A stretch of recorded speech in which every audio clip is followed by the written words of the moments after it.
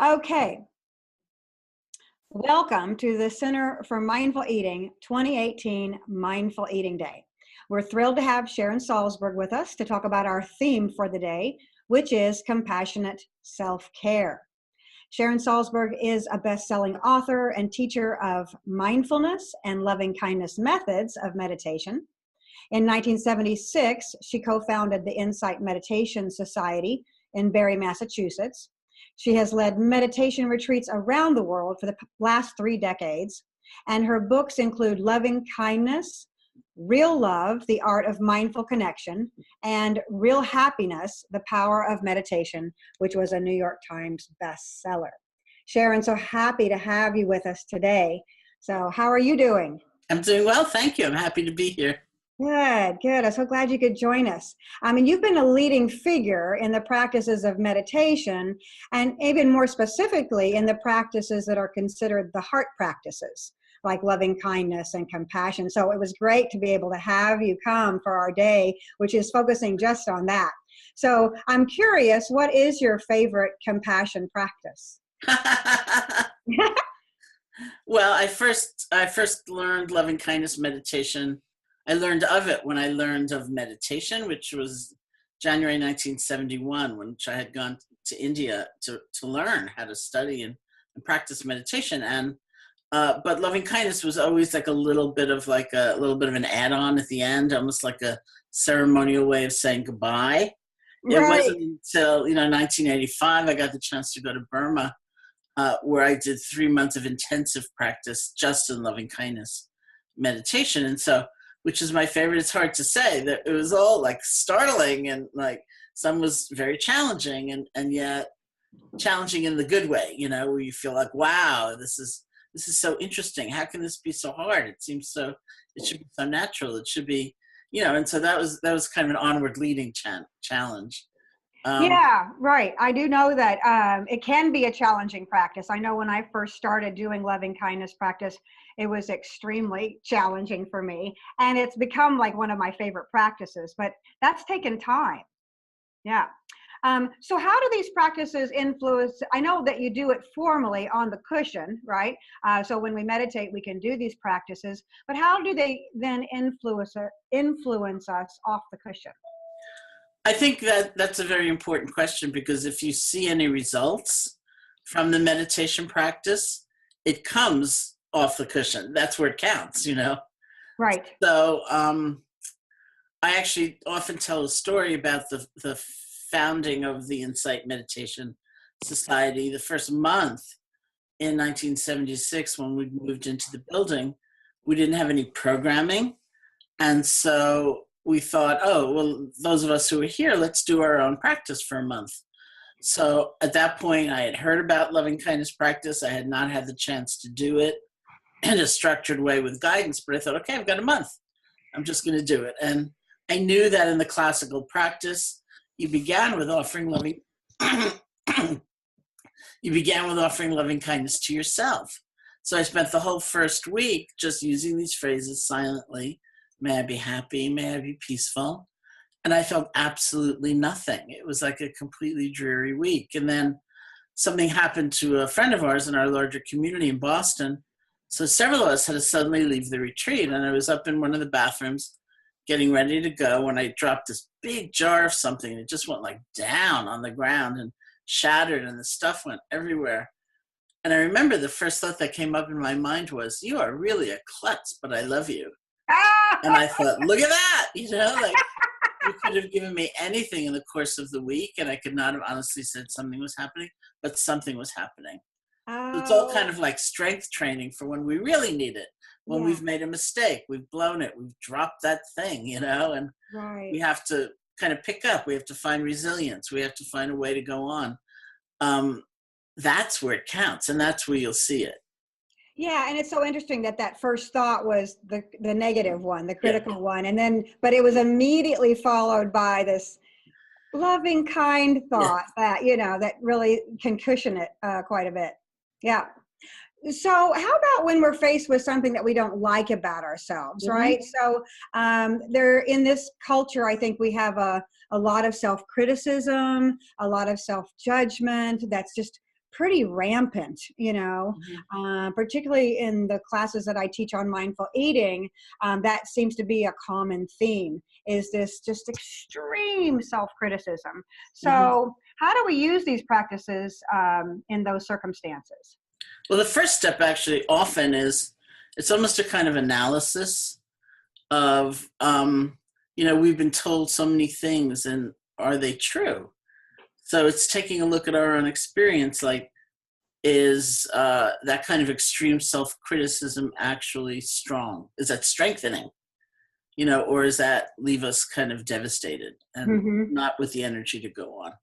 Is kindness toward ourselves really weak, or just making an excuse, or not having any standards? Or is it, let's take a look. And so it's sort of important to understand for ourselves that a lot of the ways we have been taught would advance us or help us make progress in something, or actually kind of bring us down, the opposite. But because then when we are practicing something and we find those habits coming up, we can address them in a different way. Like, oh yeah, you're an old conditioning, or, have a seat and a cup of tea or something like that, instead of like, yes, you're right. I've got to be like 3 times harder on myself. And that's going to really get me going. It's not. Right. But it takes looking. You think, wow, I spent like a week and a half judging myself for having dropped that stupid jar. And that was a week and a half wasted of my life. I emerged from that kind of merciless self-judgment, exhausted and depressed and demoralized. I just went to bed. It's like, oh, not a useful state to cultivate. No. Yeah, I always like to tell people that I named my critical part Betty, and I invite her to have a cup of tea when she shows up. Yeah. Yeah. Well, I named mine Lucy after the character in the Peanuts comic strip. I love it. Because I'd once seen this cartoon. A friend had rented a house for several of us to move into and do a retreat. So I went into the bedroom that was going to be mine, and someone had left a cartoon on the desk from the Peanuts comic strip. And in the first frame, Lucy is talking to Charlie Brown, and she says, "You know what your problem is, Charlie Brown? The problem with you is that you're you." And then in the second frame, poor Charlie Brown says, "Well, what in the world can I do about that?" And then in the third and final frame, Lucy says, "I don't pretend to be able to give advice. I merely point out the problem." And somehow, whenever I was walking by that desk, my eye would fall right in that line. The problem with you is that you're you. Because that Lucy voice had been so dominant in my earlier life. And I feel like through my meditation practice, I've learned certain more skillful ways of relating to her instead of like hating her. And well, there are 2 extremes, really. One extreme is, you're right, Lucy, you're always right. You're worth nothing. And the other extreme is, oh my God, I've spent all that money in therapy and Lucy's still here and I'm still meditating all these years later, and it's how useless Lucy is still here. So instead of going to one of those 2 extremes, it's like, hi, Lucy. Yeah. Just like you said, have a seat, have a cup of tea. Right. Relax, Like, my awareness, in other words, is stronger than Lucy. Right. But if I hate Lucy and I am ashamed of her or afraid of her, I'll just get tangled up further. Yeah. It's better to just like, maybe she can have a snack too, just whatever. Yeah, give her a cookie once in a while. Be hospitable, calm down, it's okay. Yeah. So probably similar though, when people are feeling difficult emotions like sadness or loneliness, those kinds of things. Is there anything different that you would do with the loving kindness or compassion practices with those emotions? Not necessarily those emotions, but greed, hatred, fear, things that we really don't like and that we do feel ashamed of or afraid of, or then I suggest sort of making a mental translation from how we usually interpret those as bad, wrong, terrible, and reframe them as states of suffering. Yes. Painful states. And just doing that will lead you to a whole path of a different relationship. Right. Yeah. And there are things like sadness, loneliness, where we don't like it and we try to avoid it, but we don't necessarily condemn ourselves for feeling those things. We might, but we might not. then it's a question of being able to hang in there and almost seeing it as an adventure because, you know, even a quality like boredom, if you're talking about America, you know, I know. it's like, it's not allowed. You can't be I bored know. ever, you know? I'm bored. I always love that. I'm like, you're just not paying attention if you're bored. Yeah, this whole idea of boredom just is amazes me, you know, because I don't have many moments of those. And when people say that, I'm like, you know, I don't know I almost don't know what you're talking about, but I do encourage people to just to look at that. What is boredom? You know, what is it that, you know, why is it that there's this constant need to fill your, you know, moments of your life with different kinds of entertainment, you know, and things Right, like that. right. So, but I like the idea that you talked about just naming the difficult emotions as suffering. You know, it is suffering. And I know we're going to also be talking to Kristen Neff later about, you know, I love her one exercise that says, you know, this is a moment of suffering. Suffering is part of life, you know, and then how can I take care of myself in the midst of all of that? So that's really good. Well, maybe just one last question for you. I know that heart practices can have tremendous transformative effects, and sometimes they're not so easy, though, when you're first starting out. What do you wish you had known about these practices when you were first starting? Partly what I referred to before, that the results would show in my life.